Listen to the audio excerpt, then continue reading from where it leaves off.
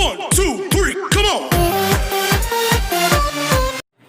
नमस्कार दोस्तों, आप सभी का स्वागत है इस न्यूट्रन क्लासेस में। अपन क्या पढ़ रहे हैं, मध्यकालीन इतिहास मैंने यहाँ पर स्टार्ट करवाया है और मैं आशा कर सकती हूँ कि आपको मैं जो पढ़ा रही हूँ सारी चीज़ें आपको बिल्कुल क्लियर कट हो रही होंगी, सारी चीज़ें समझ में आ रही होंगी। अभी तक आपने क्या पढ़ा? सबसे पहले आपने अरब आक्रमण पढ़ा, उसके बाद आपने तुर्की आक्रमण पढ़ा, उसके बाद आपने मोहम्मद गौरी वाला पढ़ा, यानी कि गौर साम्राज्य से यानी कि अफगान से ही आता है मोहम्मद गौरी। और मोहम्मद गौरी ने किस तरीके से भारत में पहला आक्रमण किया, तो आपको याद रखना है पहला आक्रमण 1175 यानी कि मुल्तान पर किया और उसके बाद वो आक्रमण करता गया और मुख्य रीजन भटिंडा वाला आक्रमण 1100 जो 78 वाला 78 के बाद जो आक्रमण होते हैं 81 वाला, किस तरीके से 1100 यानी कि 91 में जो तराइन का प्रथम युद्ध है वो किस तरीके से जन्म होता है और किस तरीके से मोहम्मद गौरी हार जाता है और हारने के बाद एक साल बाद फिर से तैयारी करके यानी कि पृथ्वीराज चौहान तृतीय से संधि का वादा करता है, लेकिन संधि नहीं करता है, उसके मन में कुछ और ही चल रहा होता है और वो क्या करता है, सुबह होते ही क्या करता है, सुबह हो नहीं पाती है लेकिन बस प्रातःकाल ही क्या करता है, अटैक कर देता है। यहाँ पर पृथ्वीराज चौहान की सेना बिल्कुल भी किसी भी प्रकार से तैयार नहीं थी, ना ही किसी प्रकार का अभ्यास किया था और इस तरीके से पृथ्वीराज चौहान को क्या होती है, डिफीट मिलती है यानी कि हार मिलती है। और ऐसा कई इतिहासकार ये कहते हैं कि पृथ्वीराज चौहान को मोहम्मद गौरी अपने साथ ले जाता है और कहता है कि आंखें नीची करो, लेकिन मोहम्मद गौरी के कहने पर पृथ्वीराज चौहान अपनी आंखें नीची नहीं करता है और वो कहता है कि हम चौहानों ने कभी सर झुकाकर चलना नहीं सीखा। इस तरीके की कई मिथिक कथाएं बोल सकते हैं या फिर इतिहासकारों ने जो कहा, उन्होंने कुछ देखा होगा तभी तो उन्होंने इस तरीके की कहानी कही। और उसमें कहा जाता है कि जब वो पृथ्वीराज चौहान तृतीय आंखें अपनी नीची नहीं करते हैं तो मोहम्मद गौरी क्या करता है, उन्हें उनकी आंखें निकाल लेता है और उन्हें दोनों आंखों से अंधा कर देता है, ऐसा बताया गया है। ठीक है, उसके बाद पृथ्वीराज चौहान के जो दरबारी कवि थे चंद्रवरदाई, जिनके द्वारा पृथ्वीराज रासो है, उसमें ये सारी चीज़ें लिखी हैं, तो उसमें उनके द्वारा जो लिखा गया होगा सही लिखा गया होगा। ठीक है, तो ये जो आपने सुना इसको बिल्कुल स्टोरी के रूप में ही आपको याद रखना है। अब आगे क्या होता है, मोहम्मद गौरी यानी कि मोहम्मद गौरी क्या करता है, अब जितने भी विजित प्रदेश थे, जितने भी क्षेत्र जीते उसने, बाकी सभी चीज़ें क्षेत्रों को जीतकर वो अजमेर वाले एरिया में जो उसका गवर्नर यानी कुतुबुद्दीन ऐबक उसको गवर्नर बनाता है, यानी कि कहता है कि आपको यहाँ का रेवेन्यू यानी कि राजस्व वसूल करना है और ये राज्य क्षेत्र आपके अंतर्गत ही आएंगे। उसके बाद क्या होता है, 1205 में क्या होता है, एक और अटैक, मतलब 1205 में आप इधर से चलते हैं, मोहम्मद गौरी को खोखरों यानी कि जाटों से सामना करना पड़ता है। उसके बाद क्या होता है, 1205 में मोहम्मद गौरी खोखरों यानी कि जाटों से युद्ध में क्या हो जाता है, घायल हो जाता है। घायल होने के बाद क्या होता है, बस घायल हो गया, उसके बाद इसकी 1206 में मृत्यु हो जाती है। अब कोई भी गौर साम्राज्य का कोई भी शासक मतलब नहीं बचा है, तो इसमें क्या होता है, लाहौर, दिल्ली और अजमेर, लाहौर, दिल्ली, अजमेर के जो अमीर रहते हैं, अमीर जो लोग रहते हैं, वो कुतुबुद्दीन ऐबक से कहते हैं कि अब आपको गौरी साम्राज्य को आगे बढ़ाते हुए एक नए साम्राज्य की नींव डालनी चाहिए। तो इस तरीके से अमीरों के कहने पर यानी कुतुबुद्दीन ऐबक एक नया साम्राज्य स्थापित करता है लाहौर में, जिसे बोलते हैं, क्या बोलते हैं, दिल्ली सल्तनत की स्थापना यहाँ पर होने जा रही है। इसे गुलाम यानी कि स्लैब डायनेस्टी के नाम से जाना जाता है। तो कुतुबुद्दीन ऐबक के द्वारा आप इस तरीके से याद रख सकते हो कि कुतुबुद्दीन ऐबक किसका गुलाम था, मोहम्मद गौरी का। गौरी उसे जितने प्रदेश उसने जीते वापस छोड़ के चला जाता है, उसके हवाले कर देता है, तो ये करता है कुतुबुद्दीन ऐबक थे। इसके बाद कुतुबुद्दीन ऐबक के साथ न केवल कुतुबुद्दीन ऐबक बल्कि इसके साथ दो लोग और आए थे जो इसके वफादार गुलाम थे। देखते हैं, सबसे पहले आपको याद रखना है मोहम्मद गौरी यानी कि मोहम्मद गौरी ने एक सिक्का चलाया था।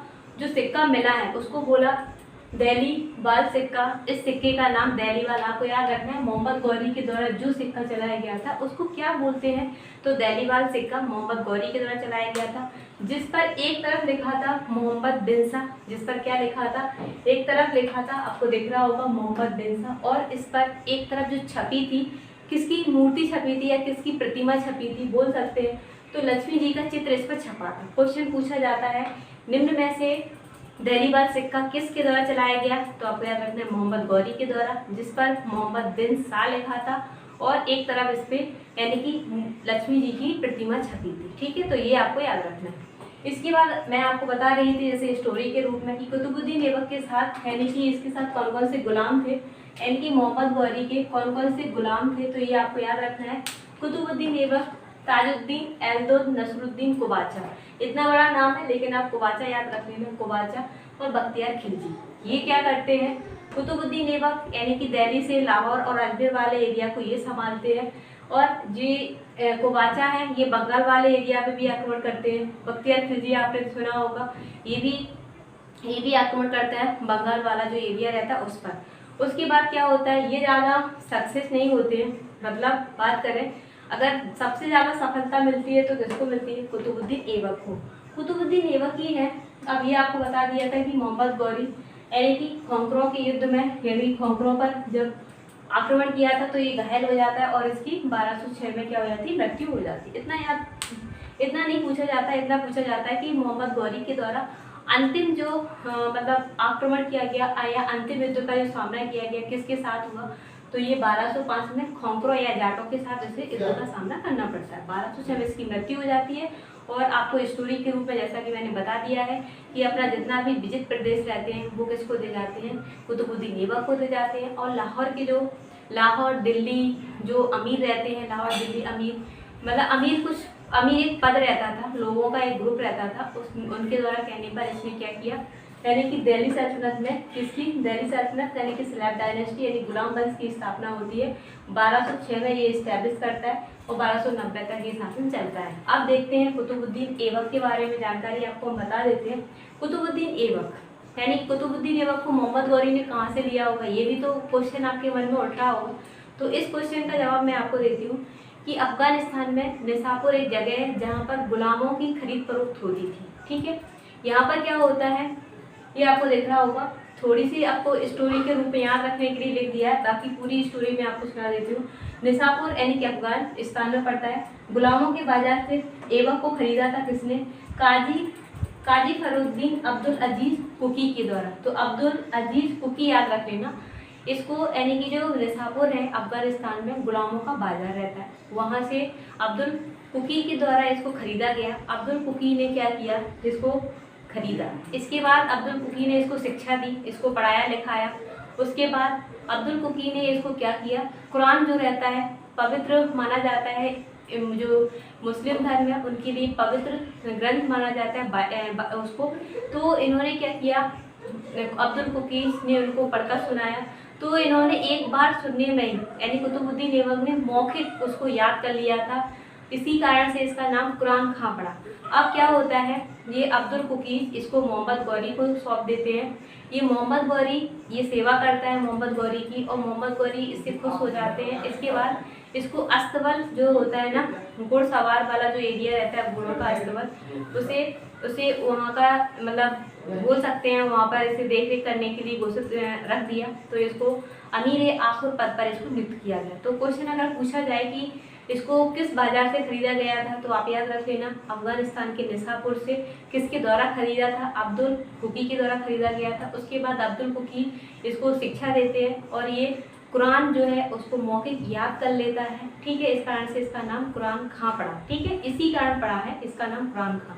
अब ये क्या होता है, अब्दुल कुकी इनको इनके पास छोड़ देते हैं। इसके बाद आपसे पूछा जाए कि मोहम्मद गौरी ने इसे किस पद पर नियुक्त किया था, तो आप याद रखेंगे कि इसको अमीर आखुर यानी कि जो घोड़ों की देखरेख करने वाला जो होता है उसके पद पर इसको नियुक्त किया, ये आपको याद रखना है। ठीक है, अब चलते हैं मोहम्मद जो कुतुबुद्दीन ऐबक है, मोहम्मद गौरी खत्म हो गया। मोहम्मद गौरी के बाद ये नई डायनेस्टी स्थापित करते हैं जिसे बोलते हैं सलाब डायनेस्टी या गुलाम वंश। इसका आपको ईयर याद रखना है 1206 से 1290 तक। अब इनके बारे में क्या है, इनका संस्थापक दिल्ली सल्तनत आपकी होगी। इनकी जो कैपिटल रहती है गुलाम वंश की जो राजधानी रहती है, राजधानी वो कहाँ रखेगा, लाहौर में रखेगा, लाहौर। ठीक है, राजधानी कहाँ पर है, इनकी लाहौर है। आप कुतुबुद्दीन ऐबक के बारे में जो जनरल फैक्ट थे वो बता दिए। अब आपसे कोई पूछे तो आप बता सकते हो कि किस तरीके से इसको मतलब मोहम्मद गौरी ने प्राप्त किया था, किस कारण से इसको कुरान खां कहा जाता है। तो यही इसके अन्य नाम कुतुबुद्दीन ऐबक इसका संस्थापक हो गया सलाब डायनेस्टी का। और ऐबक यानी कि ऐबक का मतलब होता है चंद्रमा का देवता। तो कुतुबुद्दीन ऐबक है, इसके पीछे जो ऐबक शब्द लगा है इसका मतलब है चंद्रमा का देवता। एक बार क्वेश्चन पूछा गया एवक का अर्थ बताइए, तो इसे बोलते हैं चंद्रमा का देवता। ठीक है, ये आपको याद रखना है। वहीं एवक के अन्य नाम यानी कि अन्य नाम से भी जाने जाते हैं, जैसे कि आप इस तरीके से याद रख सकते हो कि घर पर आपके कई नाम होते हैं, कोई आपको टिंकू, कोई आपको मिंटू, इस तरीके से पुकारते हैं। उसी तरीके से इसके अन्य नाम थे, तो आपको ये नाम, इसको लाख बख्श सुल्तान कहते थे, हातिम बोलते थे, कुरान खां बोलते थे। तो कुरान खां क्यों बोलते थे? कुरान खां इसीलिए बोलते थे क्योंकि इसने पूरा कुरान मौखिक याद कर लिया था, ये याद रखना है। लाख बख्श क्यों कहते थे? क्योंकि इसके दरबार में जो भी आता था भीख मांगने, तो ये लाखों में दान देता था, थोड़े बहुत में नहीं, लाखों में दान देता था। इस कारण से इसको लाख बख्श सुल्तान बोला गया है। और हातिम, ठीक है, तो आज का हातिम इस तरीके से याद रख लेना कि हातिम के नाम से, कुरान खां के नाम से, लाख बख्श के नाम से और एवक को जाना जाता है। तो ये आपके मोस्ट इम्पोर्टेंट है तीनों क्वेश्चन।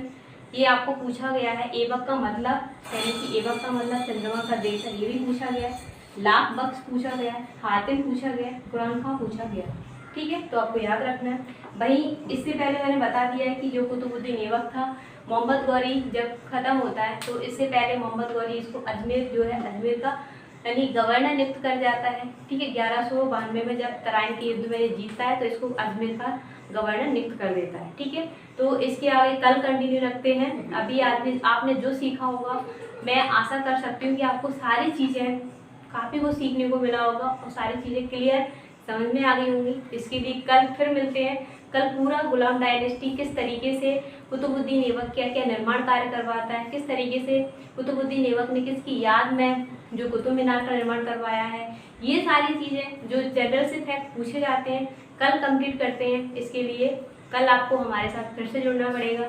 Thank you.